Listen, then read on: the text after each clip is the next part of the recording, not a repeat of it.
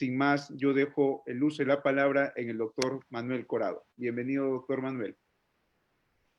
¿Qué tal? Buenas tardes. En primer término, agradecer la invitación tanto a la Universidad Privada Antenor Rego, la UPAO, como al Instituto Apex Juris y de manera particular al profesor Juan Castañeda por haberme extendido esta invitación para participar en este foro, en esta jornada internacional vinculada con tres grandes ejes: el derecho parlamentario, el derecho civil y el derecho del consumidor. Mi presentación versa sobre este último rubro. Vamos a desarrollar algunos aspectos vinculados con la protección del consumidor. Para ello he establecido 4 escenarios. Vamos a partir de una cuestión básica, algunos aspectos esenciales en el desarrollo de este tópico, para después centrarnos en los derechos del consumidor. En un tercer estadio haré alusión a algunos instrumentos en el ámbito interamericano que hacen también referencia a nuestro tema. Y finalmente me centraré en algunos comentarios ya vinculados con el escenario en el que nos encontramos actualmente, derivado de la pandemia del COVID-19, y cómo esto pues también juega para los consumidores. Ese es el bosquejo de lo que pretendo desarrollar en los próximos minutos, de tal manera que vamos a iniciar la charla a partir de cuestiones básicas. Vemos de entrada qué debemos entender por ese derecho del consumo, y aquí podemos hacer una división, una ramificación entre el carácter objetivo y el carácter subjetivo de este derecho del consumo. Cuando hablamos en primera instancia del conjunto de normas, ¿no?, de la disciplina jurídica, estamos precisamente en una vertiente objetiva del derecho del consumo, y en segundo lugar tenemos la alusión ya al derecho fundamental, ¿no?, cuando es reconocido dentro de nuestras constituciones, dentro de los tratados internacionales que han celebrado nuestros países, y que también pues guarda una relación con esa protección ante los abusos y estas disparidades o asimetrías que existen en el mercado cuando nos referimos a estos sujetos, ¿no?, a los consumidores en relación con los proveedores de servicios, de productos como tal, de tal manera que pues esta segunda referencia nos va a llevar precisamente a buscar ese equilibrio entre los intereses que convergen en esta relación. A partir de ello tenemos también 2 referencias necesarias, los sujetos que he hecho alusión. Por un lado encontramos al consumidor y por otro lado tenemos al proveedor. La referencia que ustedes ven es una definición legal atendiendo al marco jurídico. En el caso de México, la Ley Federal de Protección al Consumidor nos define precisamente a estos sujetos, en primer término al consumidor, como esa persona física o moral que adquiere, realiza o disfruta como destinatario final bienes, productos o servicios. Esta referencia pues es en estricto sentido, toda vez que tenemos también una acepción más amplia, lato sensu, cuando hablamos o equiparamos a ese consumidor con el cliente simplemente, ¿no?, en términos muy amplios, muy generales, y ya la referencia legal se acota precisamente al destinatario final. Y enseguida encontramos la referencia al proveedor. Aquí de igual manera podemos hablar de una persona física o bien de una persona moral que habitual o periódicamente ofrece, distribuye, vende, arrienda o concede el uso o disfrute de bienes, productos y servicios.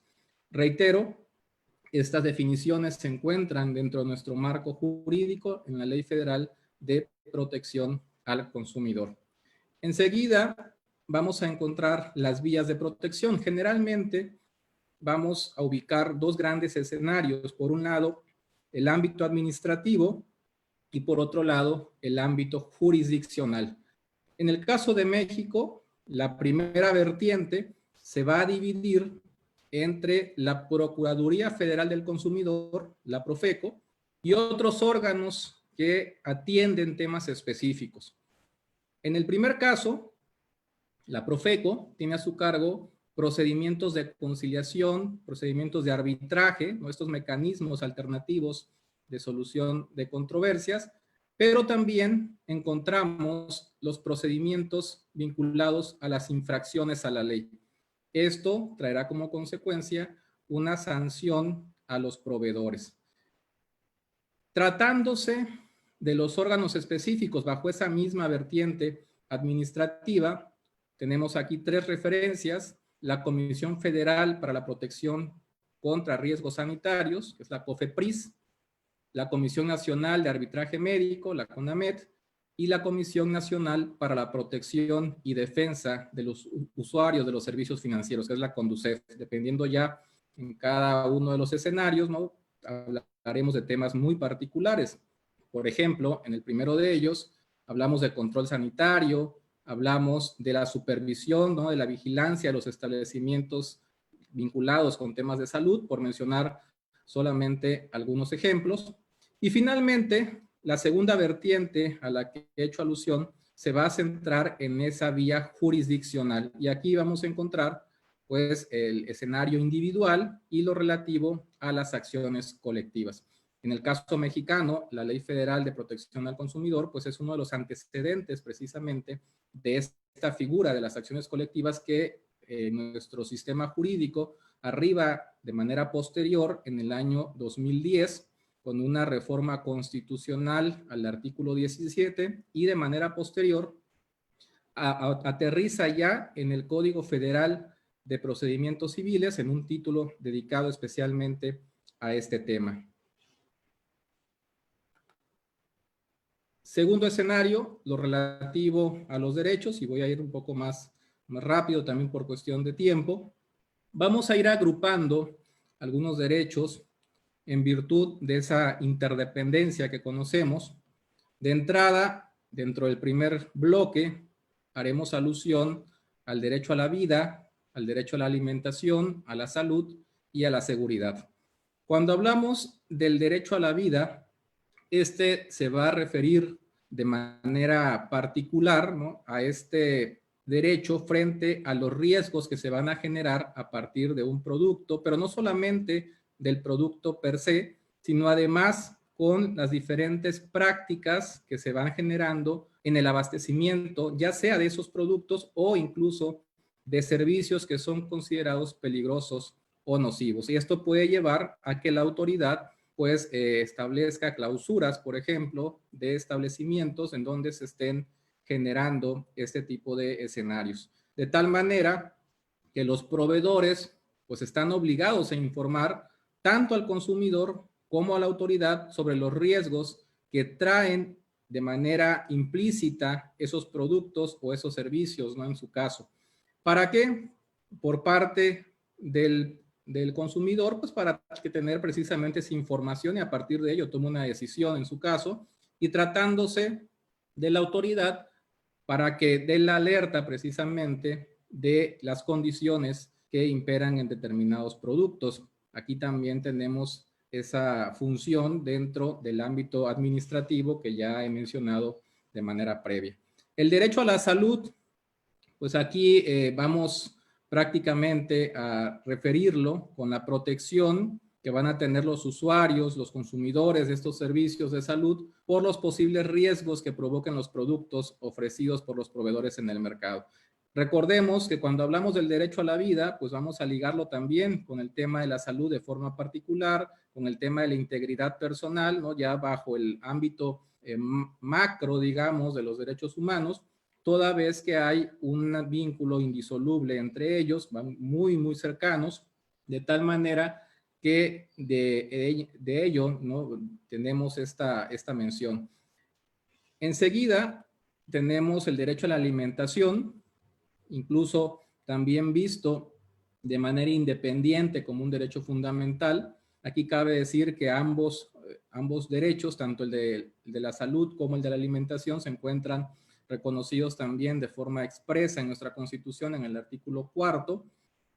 Y este derecho se va a entender como el derecho a una sana alimentación, una adecuada alimentación, ¿no? Con los nutrientes suficientes para el desarrollo de una persona, pero también va a considerar el acceso a productos alimenticios de calidad. Sobre este tema vamos a ver más adelante un caso que de manera indirecta pues hace cierta referencia ya al tema de los consumidores dentro del marco del sistema interamericano, de manera indirecta, reitero, ya lo veremos en un momento más.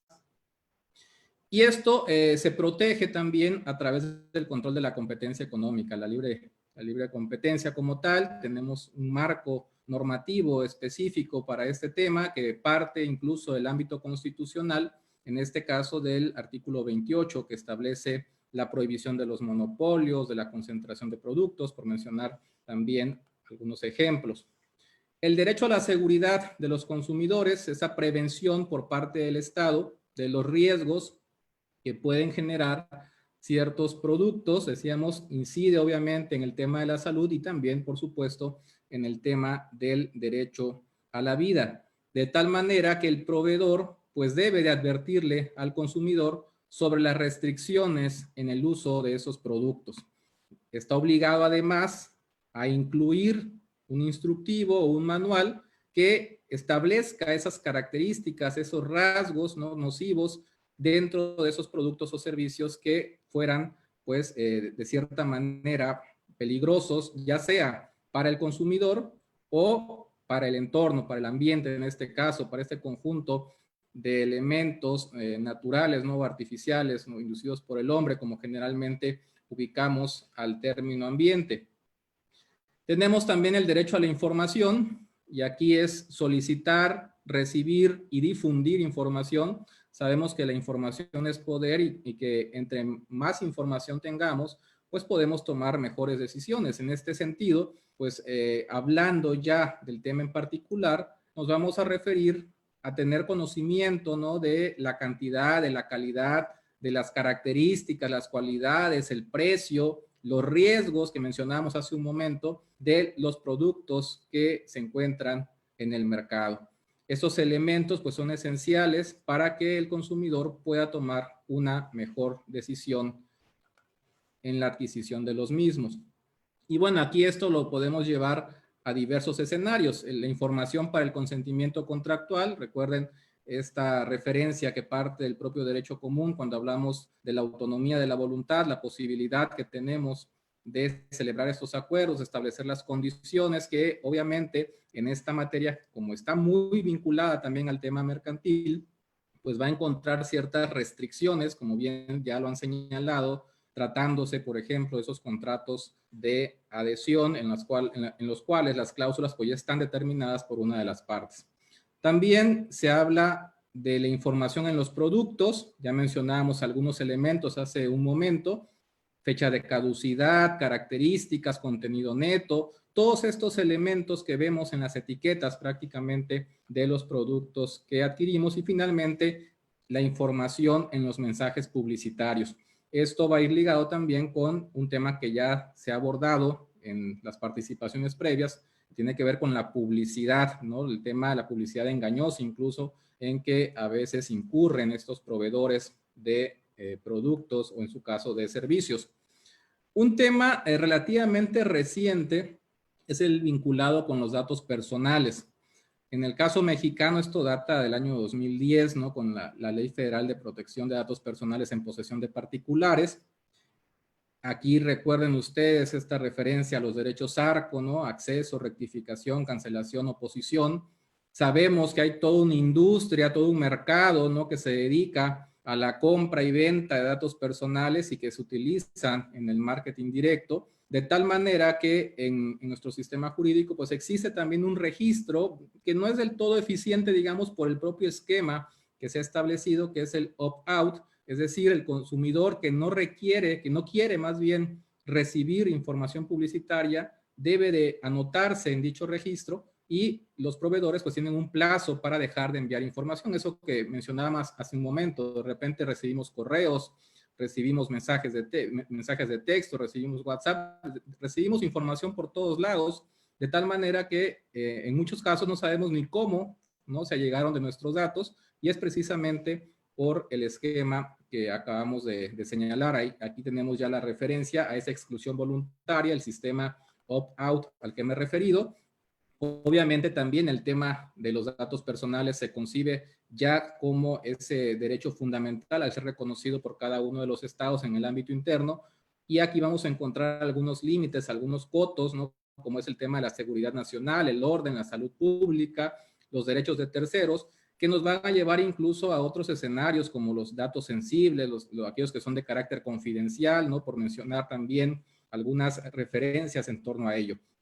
Otro aspecto tiene que ver con el derecho a la educación de los consumidores, y acá hablamos de promover precisamente una cultura de consumo responsable, y este consumo pues va a encontrar toda una tipología: el consumo inteligente, el consumo consciente, el informado, el crítico, el saludable, el sustentable, el solidario, el activo y organizado. Cuando tomamos esa posición de actores dentro del proceso, de la relación como tal, estamos hablando de un consumo consciente. Cuando tenemos todos estos elementos que nos van a permitir tomar mejores decisiones, estamos hablando del consumo informado, el consumo crítico, que nos permite emitir también juicios en función de estos elementos ya señalados, el consumo saludable, bienestar físico, bienestar mental, el sustentable, que toma en cuenta además lo relativo al ambiente, que está vinculado con el desarrollo social, con el desarrollo económico, obviamente bajo esos tres pilares que identificamos muy bien y que fueron establecidos desde 1988 más o menos en el informe Brundtland, Nuestro Futuro Común, y que pues obviamente ha ido de la mano, ¿no?, con la temática ambiental. Tenemos el consumo solidario, el pensar en los demás también en ese sentido, y finalmente el activo y organizado a partir de estos diferentes entes que aglomeran a los consumidores, las organizaciones de consumidores que tienen una participación activa precisamente en esta materia. Tenemos además el derecho de los consumidores a actuar contra los daños producidos por productos y servicios, y aquí pues encontramos de entrada la posibilidad de una rescisión, de una restitución del bien. Podemos hablar a la par de esto de una bonificación, ¿no?, y además de ello de los daños y perjuicios que se causan. Obviamente tenemos que acreditar que estos existan, ¿no?, el daño emergente, el lucro cesante, y además cuantificarlos, pero tenemos ahí la vía para hacerlos efectivos. También hablamos aquí del derecho a organizarse, de actuar en grupo. Ya mencionábamos hace un momento incluso con el tema de la educación y del tipo de consumo activo y organizado, va de la mano con ello estas asociaciones de consumidores que pues en el momento en que se agrupan pues tienen la posibilidad de ejercer algunas acciones como son estas acciones colectivas, ¿no?, ante los órganos jurisdiccionales, o bien incluso lo podría hacer la propia autoridad administrativa. En este caso, en nuestro escenario, ¿no?, la Profeco, como les había mencionado. Otro derecho es el de la resolución de los conflictos, y aquí veíamos las dos aristas: la vía administrativa o la vía jurisdiccional. La Profeco como tal recibe quejas, recibe reclamaciones de los consumidores, ya sea en lo individual o bien de manera grupal. Y aquí la posibilidad, la modalidad bajo la cual se recibe esta información, pues puede ser en el sentido más amplio, ¿no? Puede ser por escrito, puede ser vía telefónica, vía electrónica, de manera oral o por cualquier otro medio, porque estamos incluso dentro de este sector de derecho social, ¿no?, ubicando a los consumidores como un grupo que se encuentra en situación de vulnerabilidad.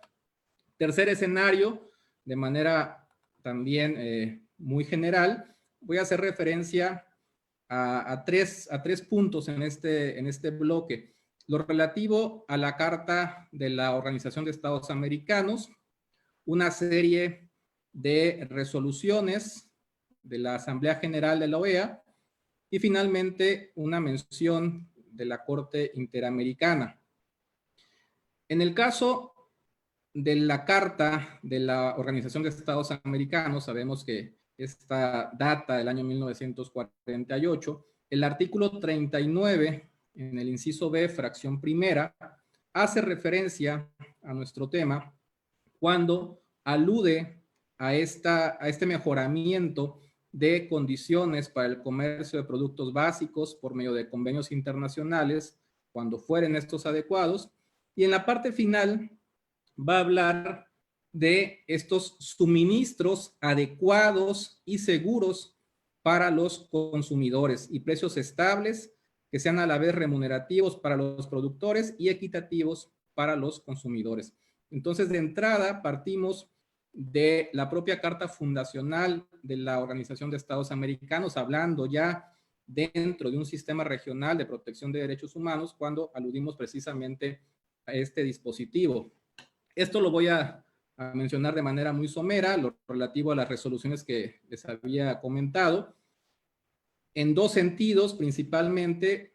Esta 2494 ligada con la protección del consumidor y una serie de resoluciones que se comenzaron a generar a partir de 2010 y que llegan a su punto más importante en el 2014, cuando se establecen dos escenarios. Por un lado, la red de consumo seguro y salud en las Américas, y por el otro, un sistema interamericano de alertas rápidas.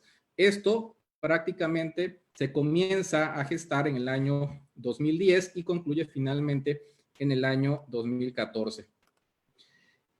Sin dejar de lado, ojo, lo que ocurre en el Sistema Universal de Protección de Derechos Humanos. Cuando hablamos de la Asamblea General de la ONU, pues también vamos a encontrar desde 1985 una resolución vinculada con nuestro tema que de manera posterior es actualizada en el año 2015.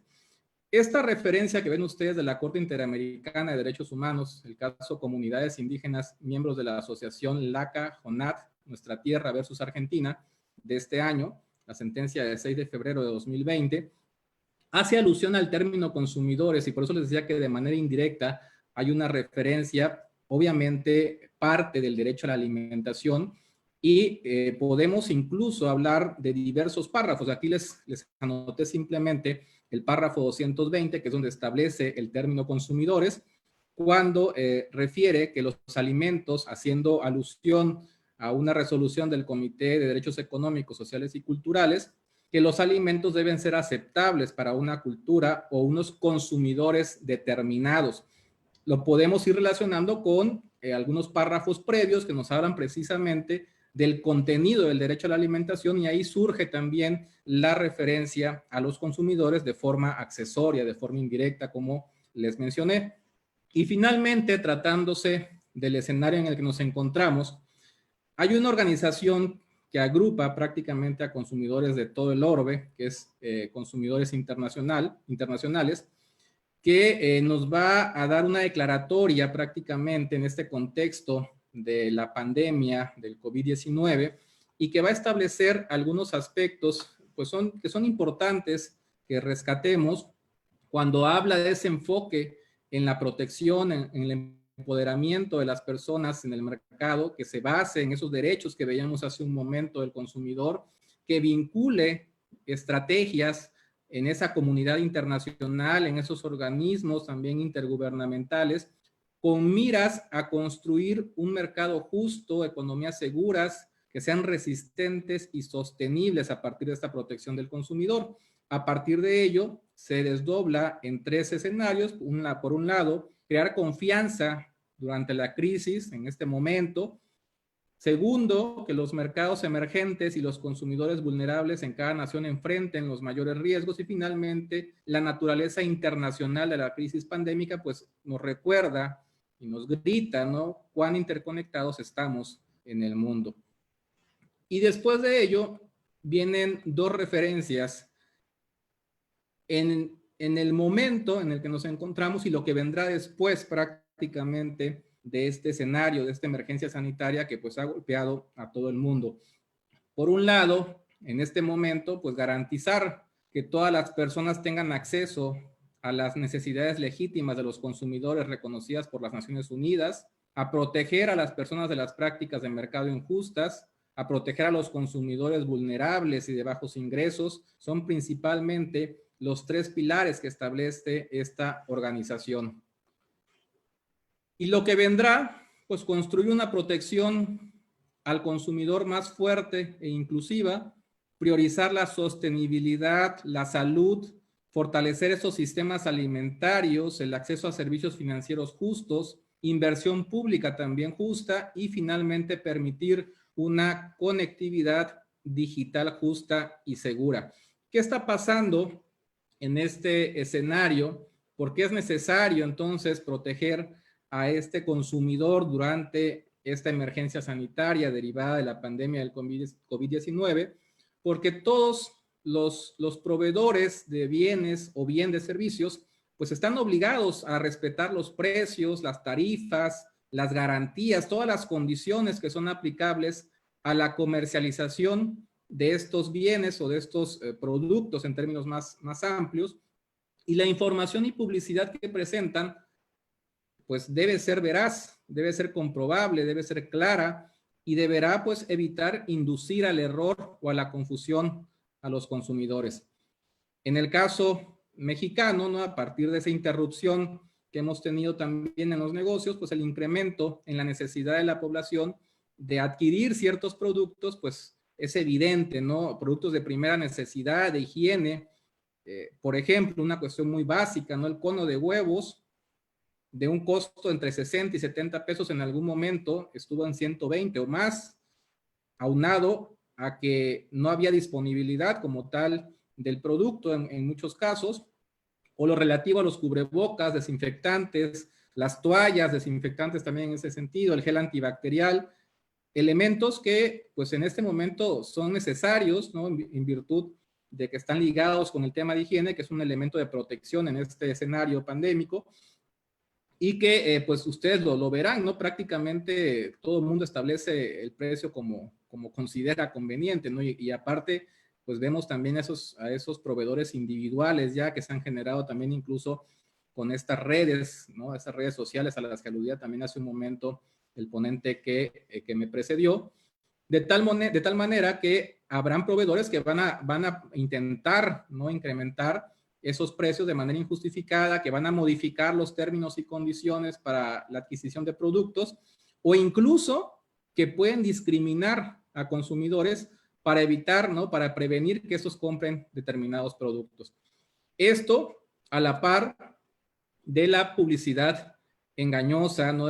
De todo esto que también hemos ido viendo en el momento en que nos encontramos, productos o servicios que provocan confusión o error a los consumidores, ¿no? En virtud de que se presentan de manera inexacta, de manera exagerada o parcial o tendenciosa, dependiendo ya del escenario. Lo que mencionábamos finalmente relativo a la discriminación en la solicitud de un servicio o de un producto, atendiendo a categorías sospechosas que traen como consecuencia el demérito, el menoscabo en el ejercicio pleno de los derechos humanos. Bueno, de esta manera, es un bosquejo de lo que les he querido presentar en esta jornada. Espero que pues, el contenido les haya resultado interesante y les dejo también el contacto por si requieren alguna cuestión adicional. Estamos a sus órdenes para cualquier tema vinculado con lo que hemos desarrollado en esta ocasión. Muchas gracias. Muchas gracias, profesor Manuel. Interesantísimo.